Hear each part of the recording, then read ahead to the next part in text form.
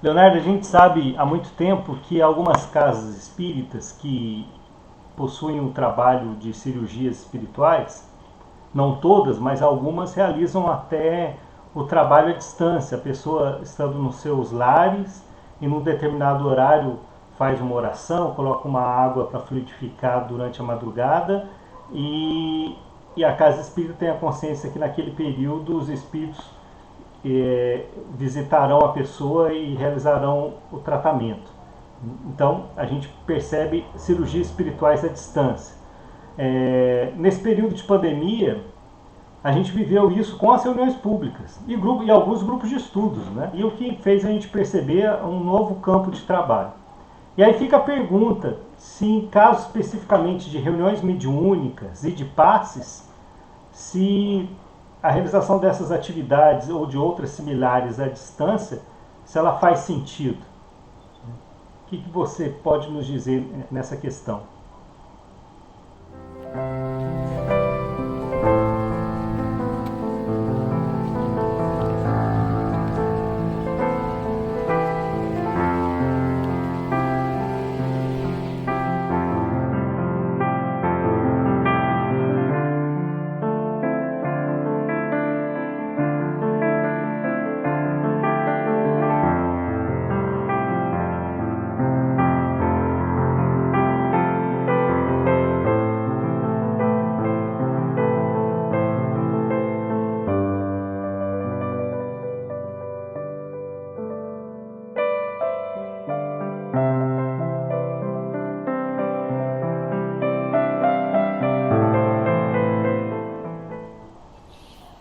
Bom, a gente poderia começar esse raciocínio lembrando como era o trabalho de passes nas casas, de visitas a enfermos por equipes dos grupos espíritas, dos centros espíritas, antes da pandemia. Qual é a recomendação que nós temos quando a pessoa recorre ao trabalho de passes na sua casa, né? Solicita o trabalho de passes na sua casa? Como é que funciona isso? Ou as casas espíritas que têm esse trabalho, como é que elas desenvolvem? Normalmente, qual é a orientação? É que a pessoa que tem saúde, que é jovem, que consegue se locomover bem, que não tem impedimento de locomoção, que está com uma boa saúde, que ela vá ao centro espírita. Até porque o centro espírita é um ambiente melhor, tudo isso que a gente já falou. A pessoa tem que chegar, tem que se submeter ao processo, eleva o pensamento, tem prece de abertura, tem prece de encerramento, tem a palestra, ela sintoniza, tem o ambiente, tem aquele período que ela passa, tentando melhorar o seu padrão vibratório, para que ao final da reunião ela receba o passe com maior possibilidade de estar num padrão vibratório melhor e dessa forma, com mais recursos dos amigos espirituais, aquele ambiente um pouco melhor, o resultado seja melhor em prol da própria pessoa. Então essa é a recomendação. Quando isso não é possível, pessoas muito idosas, acamadas, muito doentes, algumas casas fazem o trabalho de visita a enfermos. Nos lares, algumas fazem até no hospital, mas normalmente nos lares. Qual é a recomendação? Que o passista não vá sozinho. Muita gente aplica passe sozinho dentro da casa espírita, mas para ir na casa da pessoa, a recomendação é que ele não vá sozinho. Vá em 2 no mínimo, ou 3 ou 4, que seria melhor. Por quê? Porque cada lar tem a sua ambiência, cada lar está submetido às suas vibrações. E muitas vezes, vamos ser bastante honestos, com perturbações espirituais. Muitas vezes com obsessores. Muitas vezes com espíritos sofredores. E não poucas vezes obsessões coletivas, ou seja, um grande número de entidades sofredoras. Então, às vezes, o camarada vai sozinho, não consegue auxiliar adequadamente, ainda volta com algum problema. Adquire alguma companhia ou uma influência.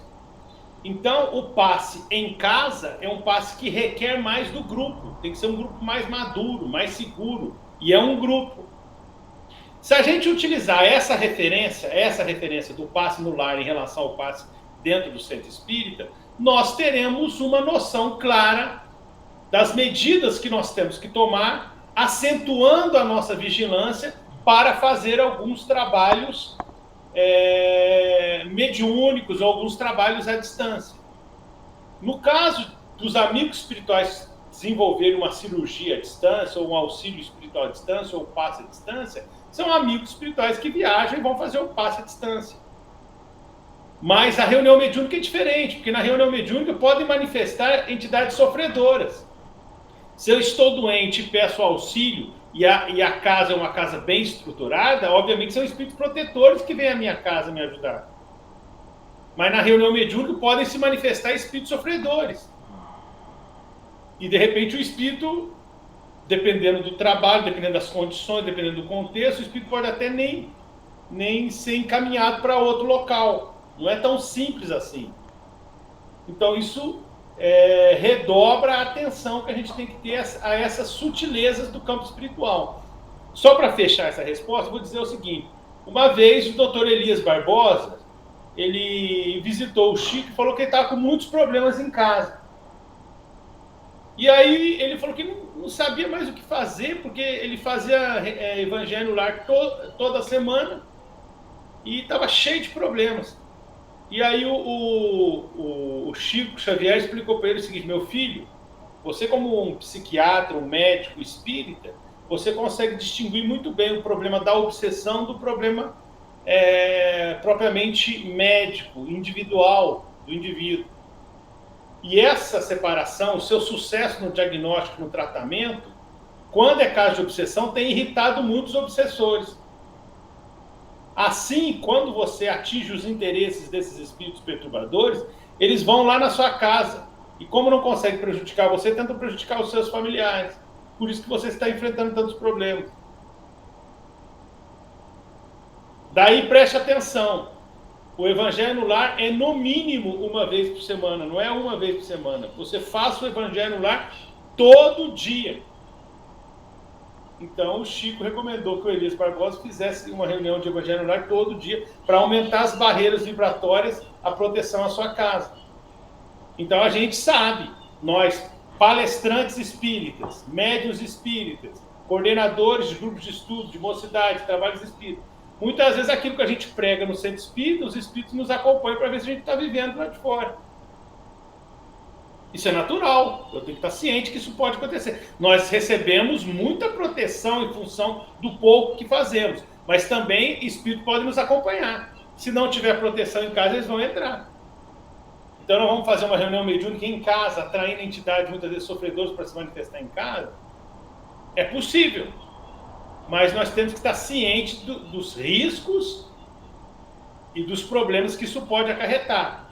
As vantagens vão cobrir os riscos? Depende de cada pessoa, de cada grupo, da maturidade, dos objetivos e da experiência que eu tenho nesse ramo, para que a gente não haja com uma certa imprudência, porque mais cedo ou mais tarde a pandemia vai passar e nós vamos ter o acesso à nossa reunião mediúnica presencial. Por outro lado, antes da pandemia, será que nós estávamos frequentando o centro espírita com assiduidade? Porque eu vejo muitas pessoas que nunca foram assíduas na reunião mediúnica, na casa espírita, querendo fazer reunião mediúnica virtual. Então, por que a pessoa não foi no centro? Não, mas agora não pode, por causa da pandemia, não vamos fazer a virtual. Mas você nunca teve interesse em ir na reunião mediúnica presencial. Então nós temos que saber se o nosso interesse é real, tem um motivo específico, o trabalho pode ser bem feito, e se a gente tem condições, maturidade, experiência, conhecimento para fazer o trabalho bem feito. E, eventualmente, se a gente decidir começar, não, eu acho que eu tenho condições, eu vou tentar. Mesmo com os riscos, vou redobrar a vigilância, vou tentar. É importante a cada reunião a gente ir avaliando os resultados da reunião. Se eu começo a fazer e vejo que não está funcionando, eu interrompo. Não é?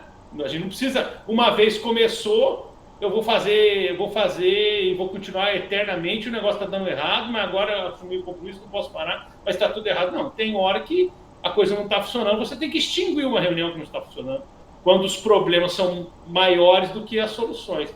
Eu acho que é por aí. Temos que ter a base doutrinária e análise das circunstâncias, inclusive na questão virtual. Se é possível desenvolver essa tarefa à distância, obviamente tem os complicadores que você muito bem comentou. Para muitas pessoas tem um facilitador que é o translado. Algumas pessoas, principalmente que moram em cidades grandes, e às vezes o deslocamento até a casa espírita pode ser um problema. Eu não estou falando nem de questão de pandemia, né? Mas a pandemia levanta essa questão para a gente refletir, né? Talvez pode ser uma vantagem. Ou, porque você levantou, às vezes a pessoa não era assídua, a gente não sabe quais são as razões dela não ser assídua no centro, né? E às vezes o fato do ambiente virtual pode ser um facilitador. Claro, considerando que talvez os motivos que impeçam ela de ir no centro sejam motivos mais sérios, no aspecto financeiro, não sei, né? Cada caso é um caso, Eduardo. A gente vai ter que analisar e a pessoa tem que ser sincera com os outros e principalmente consigo mesmo, né? O indivíduo tem que ser honesto. Eu vejo, por exemplo, alguns confrades que, como o Bruno Tavares gosta de dizer, são espíritos de Facebook. São pessoas que nunca se esforçaram para atuar efetivamente no movimento espírita presencial. Que não se dedicam, que não se esforçam, que criam problema em várias instituições, que não conseguem manter um mínimo de regularidade por um tempo numa mesma casa. E aí ficam fazendo uma série de ataques e críticas no Facebook ou em outras mídias ao movimento espírita, sendo que as pessoas não dão a sua parcela de contribuição no movimento espírita presencial. Ora, o movimento espírita presencial é difícil, você tem que ter paciência, lidar com pessoas difíceis, a gente tem que tentar conviver, tem que tentar suportar as diferenças, tem que tentar contornar situações complicadas para que algo com o mínimo de qualidade seja feito. Então, se eu não consigo superar as mínimas dificuldades para realizar algo que tem um mínimo de mérito, e tudo para mim é obstrução, é impedimento, não sei se a atitude é a mais positiva. E não sei se eu vou conseguir fazer um trabalho de relevância à distância. Agora, há casos e casos. De repente, é uma pessoa que tem uma série de dificuldades, por uma série de fatores familiares, profissionais, de saúde física. Pode ser. Mas o meio virtual tende a reproduzir alguns problemas de relacionamento, de dificuldade, que a gente tem na casa espírita também, né? E o fato da pessoa também fazer um trabalho que tenha valor na parte virtual não isenta ela da responsabilidade de também dar uma contribuição no centro espírita presencial. Eu imagino que sim.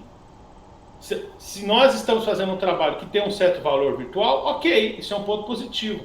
Mas nós, espíritas militantes, não deveríamos ter um compromisso com a casa presencial para ter um contato físico e um contato mais próximo, para poder dialogar com mais liberdade com os irmãos que convivem conosco? Então é isso. Agora, claro, se a pessoa tem as suas justificativas, ela toma a sua escolha e ela consegue fazer um trabalho que tenha qualidade, ok, é o livre-arbítrio, é o direito dela. Ah não, mas eu prefiro não ir, eu tive um problema nesse centro, as minhas opções, eu moro numa cidade muito pequena, o centro que tem aqui eu não concordo com a diretriz dele, eu vou ficar no virtual. Ok, é um direito da pessoa, a pessoa tomou uma decisão, se for uma decisão lúcida, tudo bem. Mas isso é para tomar a decisão de fazer uma coisa e não fazer a outra, ou o que eu vou fazer. O segundo ponto é qual é a qualidade do que eu estou fazendo.